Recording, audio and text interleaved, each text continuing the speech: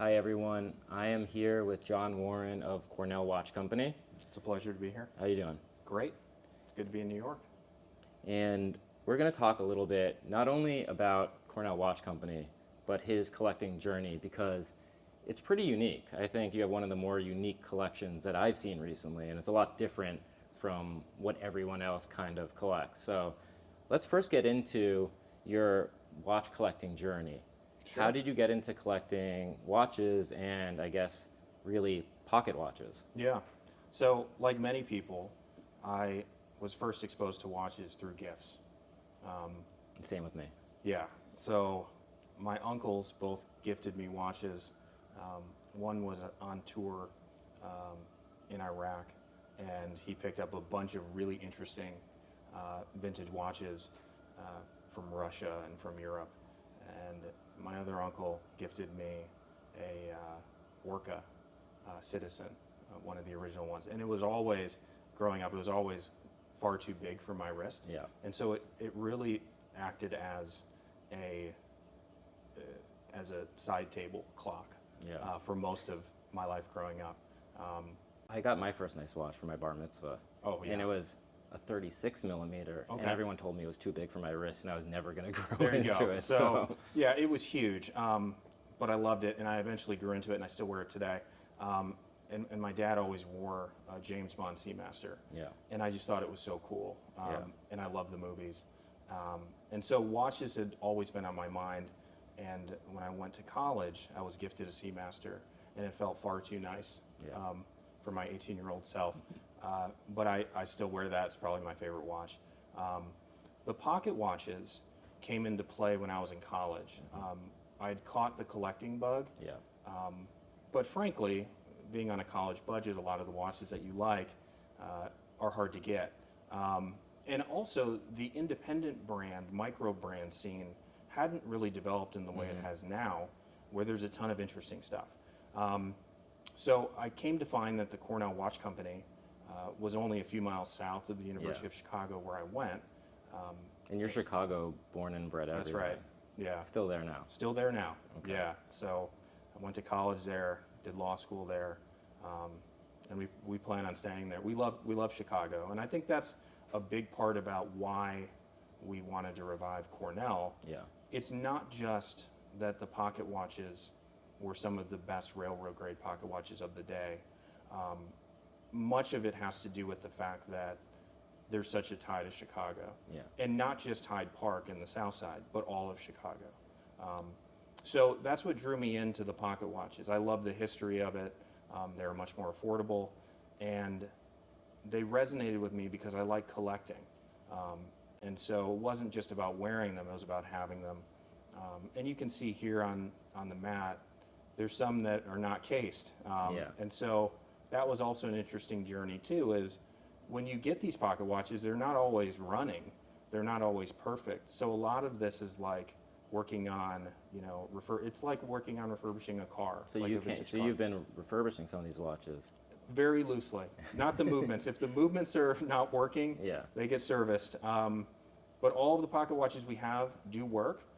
We try to run them every other month or so. They are like antiques, so they're not meant to run all the time, but they all work. In terms of our capabilities of putting them back together, it's movements, dials.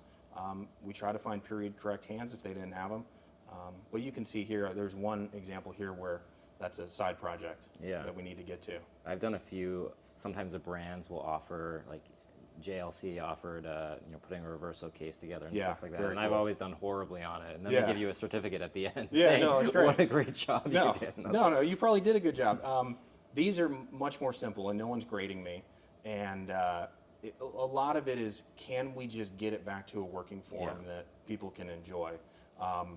Many of them we have here, like all the ones on the table are original.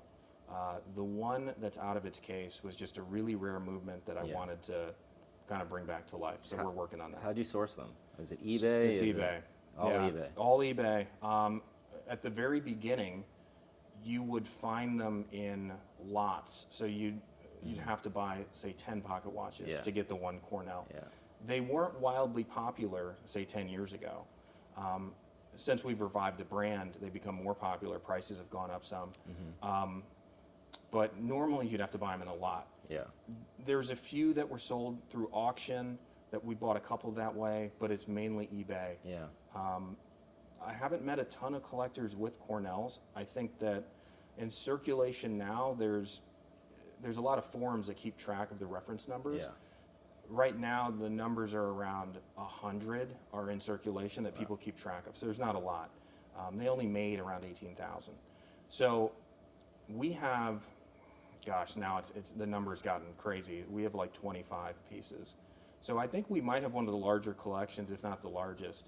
And we try to collect all the different grades because what's different about pocket watches, and as you look at the table here, they all look very similar. Yeah. And where they're different is in their movements and how they're named and whether or not they used rubies, how many jewels they have, do they use a patent regulator.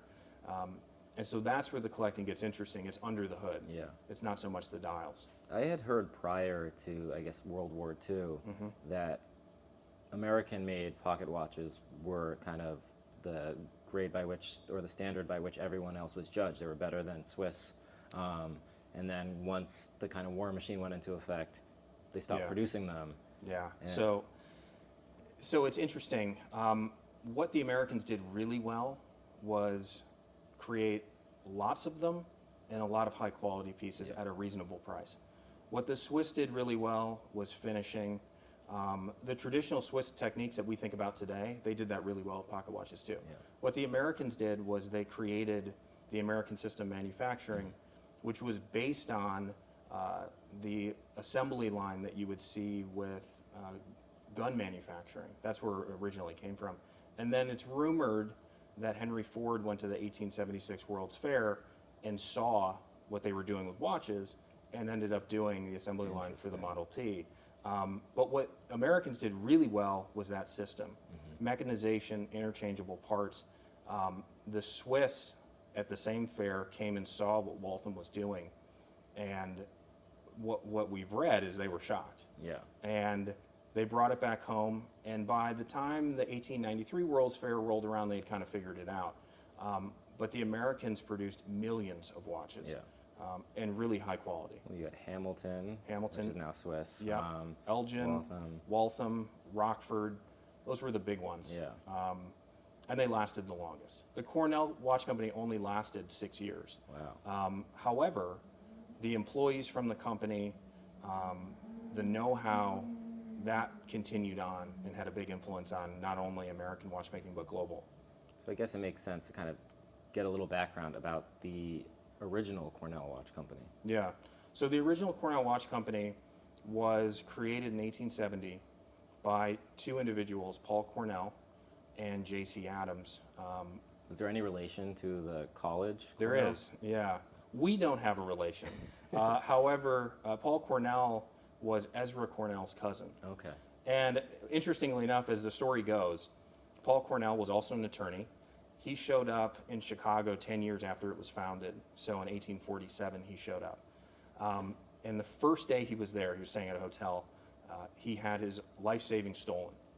So he wrote to Ezra and said, hey, can you send me some money? Like, everything I have was stolen.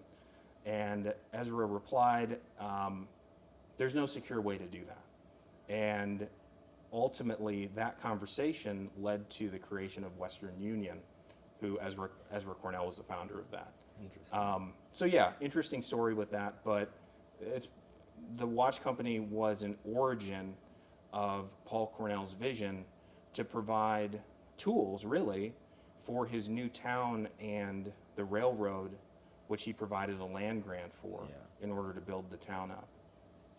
So interesting. Especially in kind of the Midwest. Yeah. Rails were probably very huge, very, very important. Huge. And so Paul Cornell, after he came to Chicago in 1847, he got together with some other investors, and they said, hey, the south side of Chicago, which at the time was really just a swampland, could be a fantastic opportunity to invest. So 7 miles south of the city, Paul Cornell created Hyde Park, and it was modeled off the Hyde Park in London. So think really exclusive, beach community, big lots, and he thought to grow it, the rail lines need to come to it. Yeah. And so he had a land grant for the Illinois Central Railroad, and it was there at that intersection where the railroad came to town that he created the Cornell Watch Factory. And all of these watches are designed for railroad use. So we have pocket watches ranging from 7 jewels, which is pretty common, all the way up to 19 jewels. The 19 jewels were finished with rubies, they had gold, they were adjusted for heat, cold, different movements. And interestingly, on the higher end models, they also started to experiment with mixing metals on the balance wheel. The benefit of doing this, in Chicago, the climate is extremely variable. And so in doing this, they're able to regulate to account for really cold and really hot. And for that, there were several news outlets at the time that said they had the best escapement in the U.S. for railroad pocket watches. What makes something good for a railroad? So there was a railroad. So it's interesting. It's complicated in 1870 because there wasn't a railroad standard yet. Yeah. The railroad standard started to appear in the 1880s, and it was based on each rail line had their own standard of what watches had to be. Okay. However, in the 1870s, it was common that they would look for 15 jewel. The common accuracy was 30 seconds a week, which even today is like very accurate. What is plus or minus 4 kind of the Yeah. standard in the industry today? So that equals 28 seconds. Yeah, so, and they had to use lever escapements so that the time wouldn't change, without an action that was intended. So that was generally what it looked like. And then in the 1880s, real standards started to be adopted because there were a series of train crashes that they knew that timekeeping was something that was paramount. And it's also, I think, important to remember that the time zones we have today were not in existence during the Cornell Watch Company. Yeah. Those came in 1883. So as a result, having a pocket watch in your pocket is equivalent today like having an iPhone. Yeah. Right? It was a huge technological advance for the working man to be able to carry around time, which wasn't standardized and wasn't necessarily available to everyone. Wow. So what happened to the Cornell Watch Company? So ultimately, the Cornell Watch Company in 1873 moved operations to California, to San Francisco, and one of the pieces we have here is from San Francisco. It was made in what probably was around the last month of production. But they moved to San Francisco in search for cheaper labor. Two things happened in Chicago that prompted that move. The first being in 1871, the Chicago fire. And that decimated 3 to 4 miles of the city. The Cornell Watch Factory survived. But the economy in the short term, especially for a startup company that had a lot of debt on the books, that was pretty devastating. The second being the Panic of 1873, which was a countrywide panic that originated from speculation of railroad investment. And many of the investors in Cornell, as you would imagine, were tied to the rail lines. So that was a blow for the company. And also, Paul Cornell then had to take on most of the company stock. So he said to himself, okay, how can we cut costs? How can we continue to exist? California presented an interesting opportunity for that. One, there was cheaper labor, but two, the climate was better to make watches all year. It was an easier environment to make high quality watches. And so that only existed for 3 years, and it got sold to the California Watch Company. But I do think that a lot of the legacy of Cornell continued to exist, and you see that with the employees that left and some of the innovations that found their way to other companies and even worldwide. Okay. Is there anything that you can point to that we recognize today? Yeah. So the assistant superintendent for Cornell, his name was P.H. Wheeler. He went on to work at Rockford and then ultimately ended up at the Osaka Watch Company as a manager. And he helped them usher in the first Japanese fully domestically made pocket watch. Wow. And he used the same system that he used at Cornell with interchangeable parts and mechanization to do that. So much of the modern watchmaking industry, not only in Europe, as we know from people coming over and seeing what Waltham was doing. Yeah. The assistant superintendent for Cornell ended up going to Japan to help them do that as well. Some other examples too, the co-founder of Cornell, J.C. Adams, he's probably the most influential American watchmaker and entrepreneur that people have never heard of. J.C. Adams was known as the Great American Starter, and he founded 6 pocket watch companies, including Elgin. Okay. So he had a ton of know-how. He used to work on the rail lines, and his position was keeping accuracy of timekeepers. He set up standards. So J.C. Adams' influence not only on Cornell, but then after Cornell was pretty big. Specifically, directly after his time at Cornell, he went to found Adams and Perry in Lancaster, Pennsylvania. Adams and Perry would become Hamilton. Oh, okay. So he didn't found Hamilton. However, the factory that Hamilton existed in was the Adams and Perry factory, and a lot of the know-how he brought led to Hamilton being a success. And before Cornell, he also did Elgin. So he was very influential. Yeah. The last person I would point out, and I wouldn't say it was necessarily a legacy, but they inherited a decent amount of legacy in terms of know-how, was C.L. Kidder, who was the co-founder of IWC with F.A. Jones, came back to the United States in 1872, and he found himself at the Cornell Watch Company, and he worked with Paul Cornell to help build out some of the innovations that they had in their pocket watches. And here, the movement that's sitting outside of a case, yeah, that's right, is a C.L. Kidder. Okay. It's a relatively modest movement in that it's only 7 jewels. And as we talked about, the jewels go all the way up to 19 with the Paul Cornell model.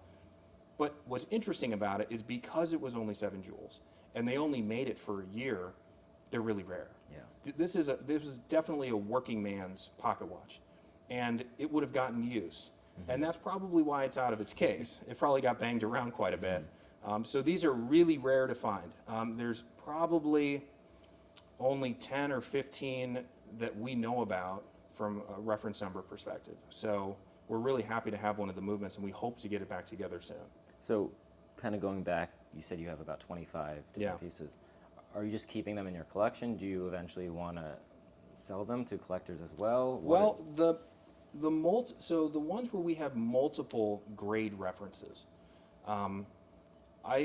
there's no point in keeping all of them. If there's other passionate collectors in Cornell, we'd be happy to share the love and sell them to other people. Right now, there just hasn't been a huge market for them. And so what we look for when we're collecting are really great examples of the different grades, and then also the production numbers. So a lot of what we have here, for example, one of the J.C. Adams we have here was made in the first year at Cornell. And a lot of the movement finishing you see on it, you see that it evolves throughout the life of the company. So it's nice to have. The San Francisco variant that we have was made in the last months of the company, right? So we try to collect low serial number, different grade types. So we have all of them now. Not all of them are in great condition. As you can see, the CL Kidder, that's the only one we have, so we've got to bring that back to life. Yeah. So, when a new brand, I don't know if I consider you a new brand or an old brand, but when a new brand, comes into the market, you either see something completely new or, there's been a little bit of a trend for brands to kind of be resuscitated. Yeah.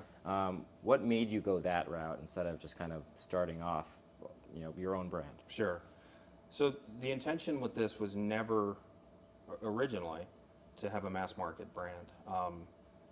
Really, we just wanted to create a wristwatch that we could wear every day. As we'll talk about in a little bit, we do carry around pocket watches that we collect, not Cornells. The Cornells are quite big at an 18 size, and they're very much so antiques. So we couldn't carry these around, but we did enjoy collecting them, and so our thought had always been, could we bring a wristwatch? And it wasn't until we partnered with RGM that that vision was even possible. And there's a few reasons for that. One, we wanted to use an American producer. And two, we just did not have access to the supply chains necessary to do things in the same way the original Cornell Watch Company did. Like specifically using real Grand Fou enamel dials. Yeah. There's only a few manufacturers in the world that can do them. And so it was impossible to even bring one to life if we wanted to use an enamel dial. Having this level of hand finishing on the movements, which Cornell did, the original company did, was very hard to do. So for us, it was never meant to be originally mass market. It was just about creating a watch for us. And it really took, once we had the physicals, it took us working with RGM to try to figure out, okay, how can we scale this to make more watches, and how can we bring back the brand? So it's always just been about trying to create something for us, and now we hope it's other enthusiasts also enjoy it. Now, when you decided that you wanted to revive Cornell, was there any issues with like getting the name or? No, so fortunately, it was in the public domain. And we talk to people about this a lot. So we have the trademarks on it.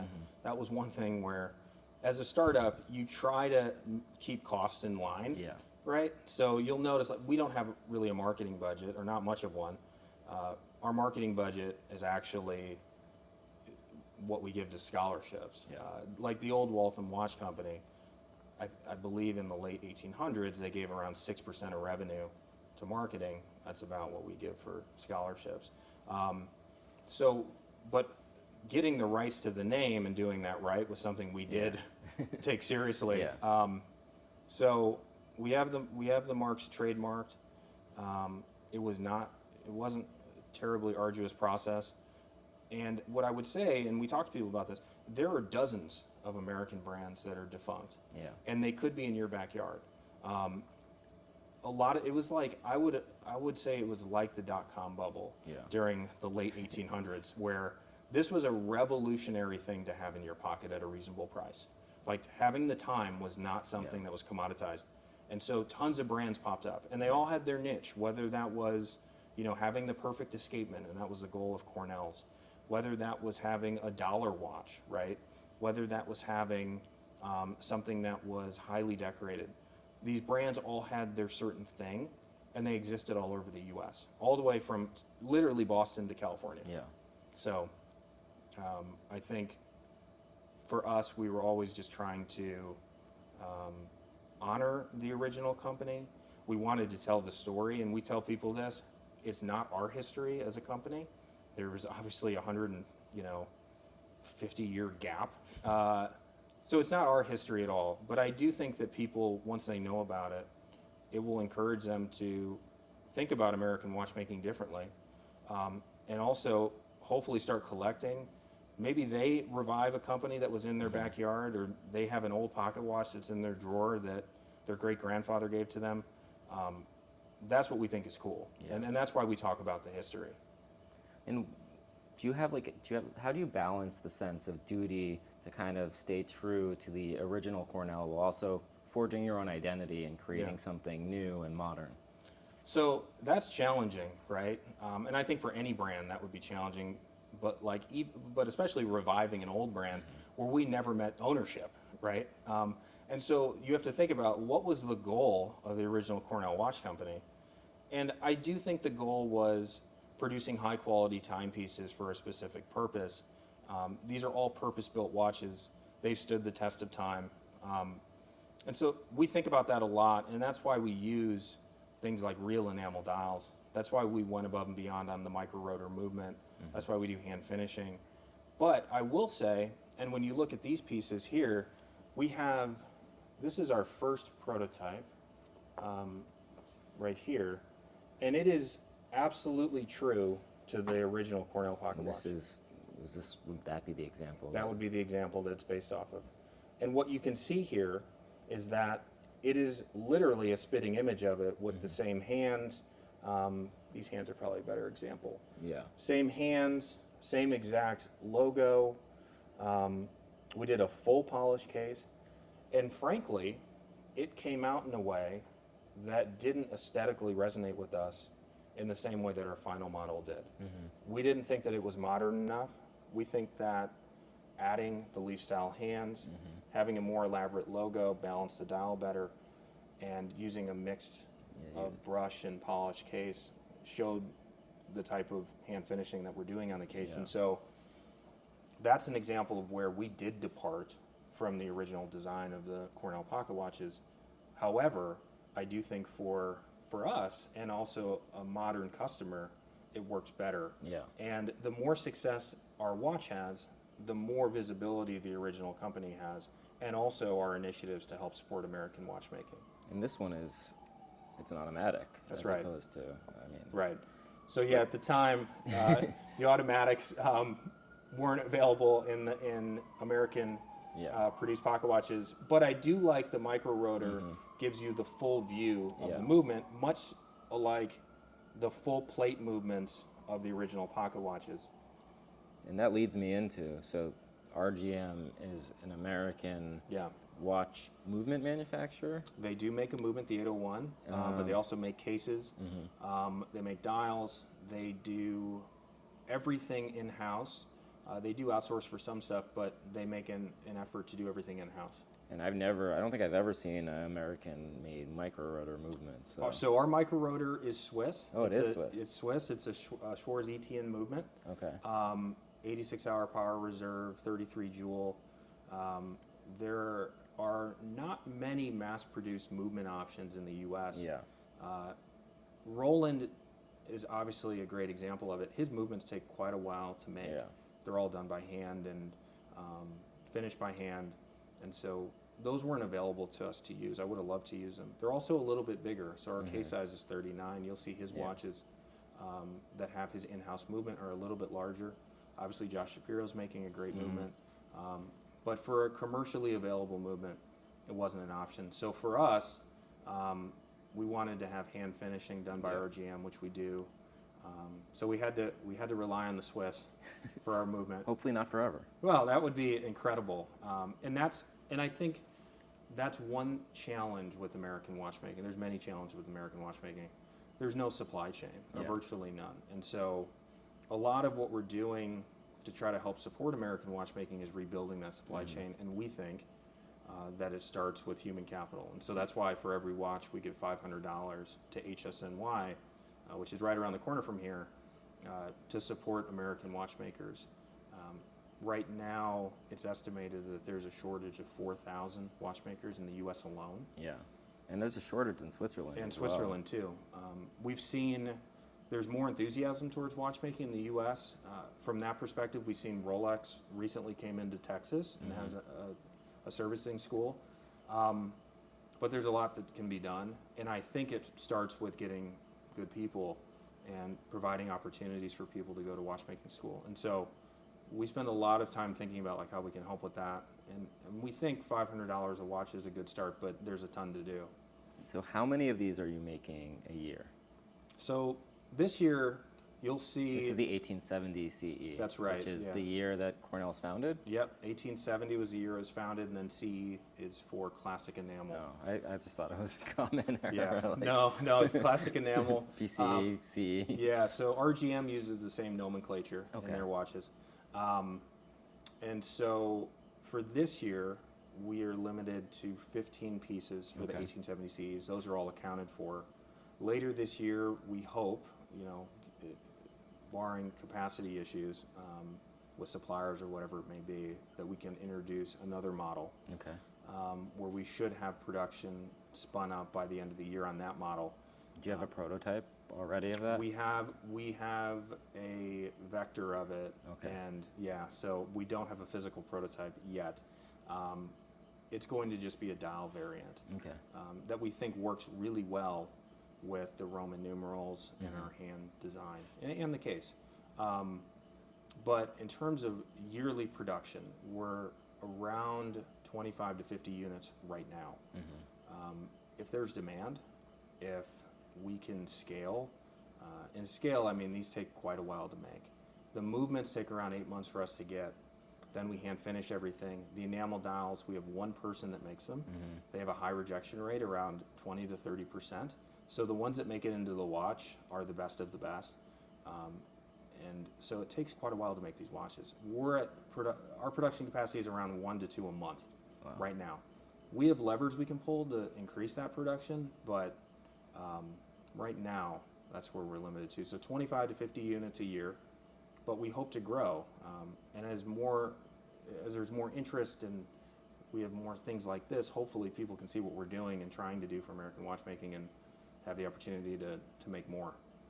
Do you have plans for other models that are, rather than just dial variations? Yeah, so we have stuff being prototyped right now, different case materials as well, different kinds of cases too.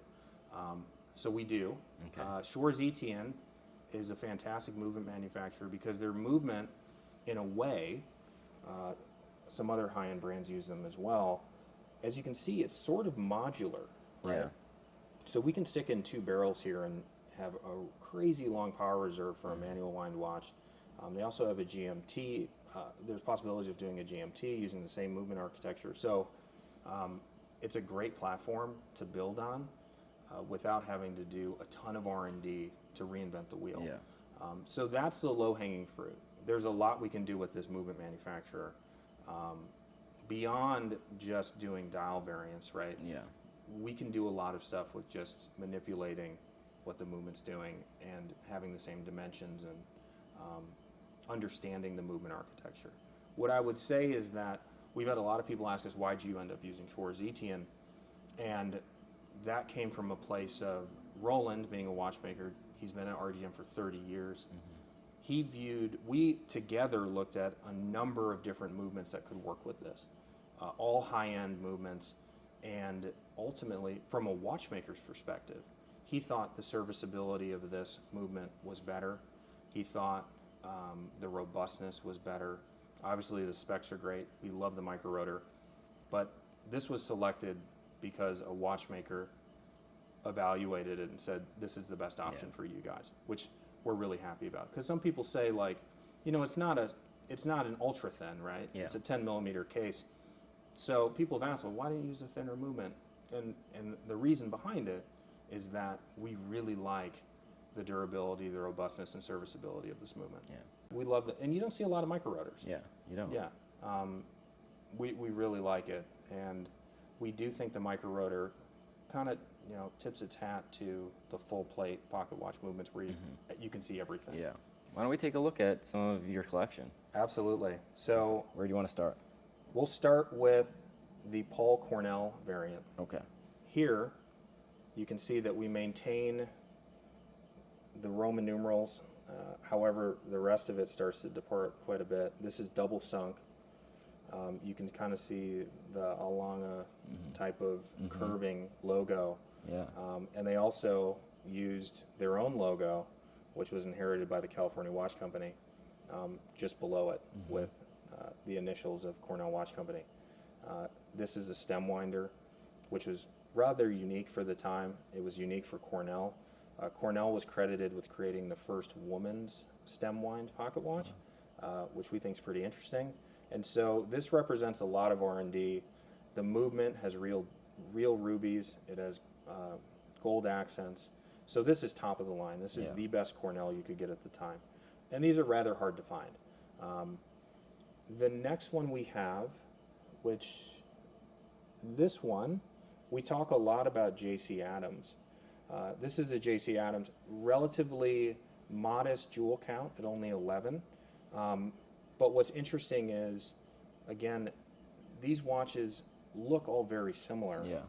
Where you start to, at least for us, where we start to find things are really interesting are in the movement finishing, but then also just understanding the stories of the people involved with the company, right? So here it's signed by J.C. Adams.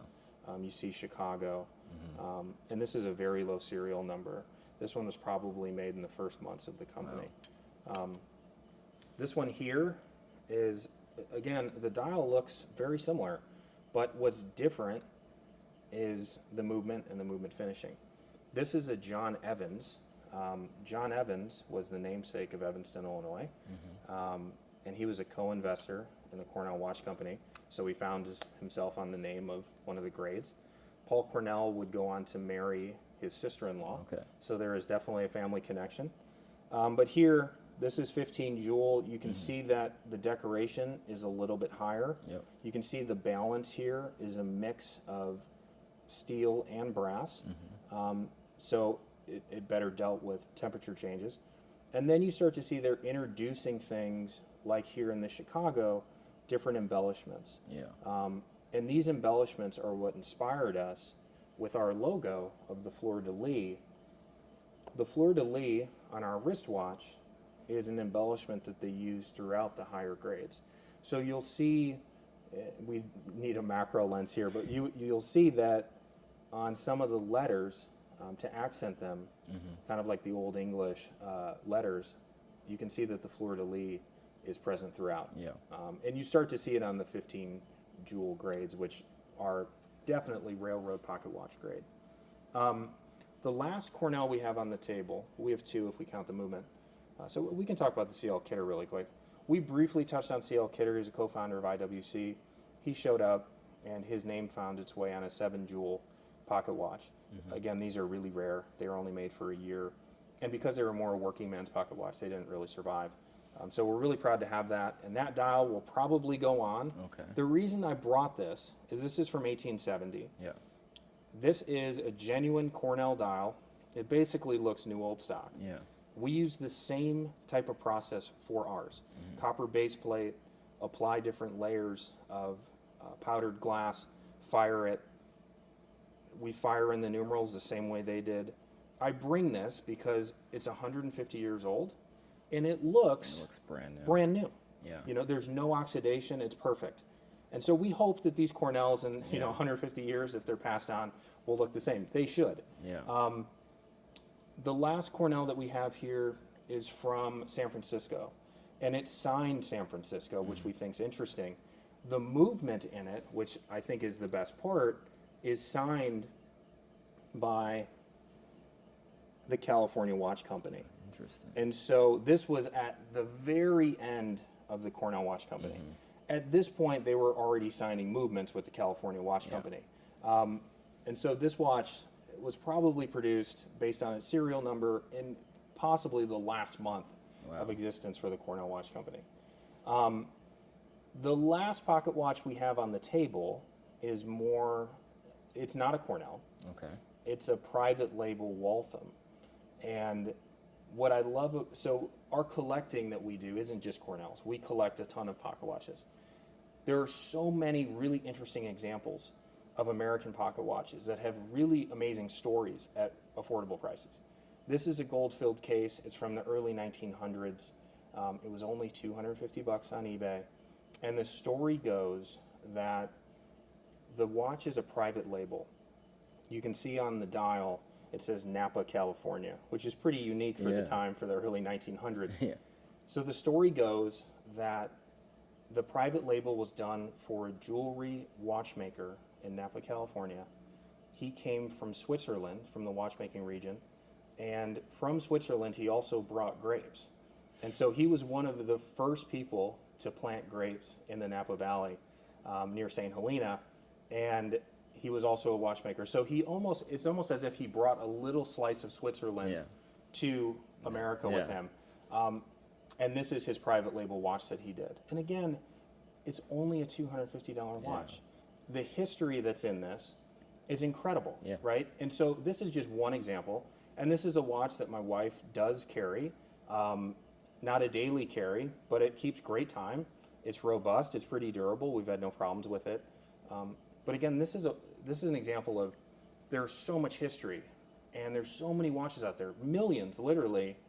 And so our collecting journey has taken us kind of down multiple paths, obviously the Cornells, but we really love private labels. Private labels for us are cool because there's so much story behind not just the watch, but also the people involved. And this one, unlike the Cornells, uses a different movement finishing. Here we see they're using damascening. And so what that means is they're using a nickel base plate and then elaborating on it with these different designs. And so these look a little bit more ornate. Yeah. And so we collect these as well. It's almost like perlage. It is. And this is a uniquely American style of finishing. Josh Shapiro, you'll see he does some of this. There's other brands in America that are bringing it back. We would love to introduce it to maybe the 1870 CE or additional models. It's something that's distinctly American. Instead of like Geneva stripes, Yeah. you have damascening like this, and we think it's beautiful. When you carry one of these around, do you wear a wristwatch at the same time, or? So I don't. Okay. When I carry this, it's generally with more formal attire. Okay. I don't have any waistcoats, so it's just in the pocket. Normally, we'd attach something like this Yes. so that you don't lose it. Yeah. But this is a 16 size, so this is like a very modestly sized watch. Yeah. It's not so modest that you could wear it, on your neck like a, Taylor Swift style. But they did make actually smaller pocket watches than this, but normally we just carry it in our pocket. I don't do double duty like the Yeah. Apple Watch, Not like Mr. Wonderful. No, I'm not at that level. I was at a black tie wedding, and I did watch spotting, and half the comments were, "You shouldn't wear any watch to a wedding, a black tie wedding." We don't adhere to that. We think watches are too much fun, and like some of the best conversations you have are when people are dressed up and they're wearing what they believe to be their most formal, most special piece. We wear our Cornells to events like that. Yeah. So yeah, we don't abide by that. So not including your Cornell, Yeah. what's your favorite Cornell watch? I guess older Cornell watch, pocket watch, and what's your favorite just other watch in your collection? Okay. So for the pocket watches, I think so this Paul Cornell took us years to find. Not because it's the nicest, but because what it represents. These early American watch factories, they many times would inherit the machinery from another factory that had maybe gone out of business or sold. The Cornell Watch Company inherited equipment from the Newark Watch Company, and Newark, New Jersey? Yeah, and so there wasn't a supply chain to make new machinery, and in order to continue to innovate, these watch companies had to make the machinery in-house. So it's not like they're just making a watch. Yeah. They have engineers trying to figure out how do we streamline these processes, how do we continue to innovate. And so to me, the Paul Cornell, which is 19 jewel, real rubies, stem winder, which was pretty unique at the time, it represents an investment in the company in a way that we may not see today. The company only existed 6 years, right? And they said, we're going to create new machines, we're going to innovate, and this represents peak innovation. So I really like this watch for that reason. I also like that it's a double sunk dial. There's no hairline cracks on it, which is kind of crazy for how old it is. So it would definitely be that one. Okay. For non-Cornell wristwatches, I would have to go with the Omega Speed or Seamaster that was gifted to me when I went to college.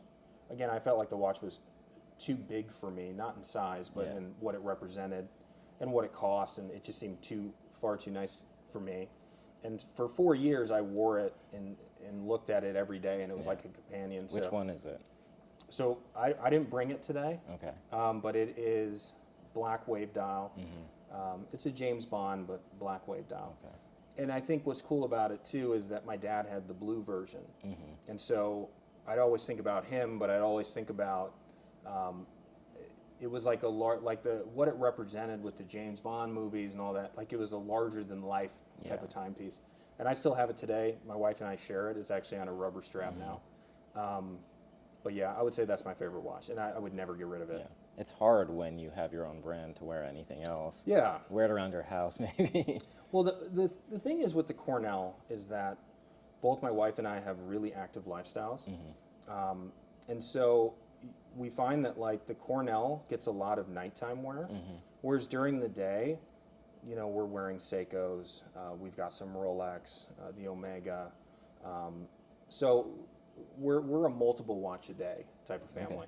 Okay, so you're a true wristwatch and pocket watch collector. Yeah. Modern and vintage. Yeah. So, yeah, we collect wristwatches. They're a little bit more expensive. Yeah. And we still enjoy them. I try to wear a different wristwatch every day. Yeah. Yeah, Me too, but I go in kind of spurts where I'll wear something for like for like a week. Yeah.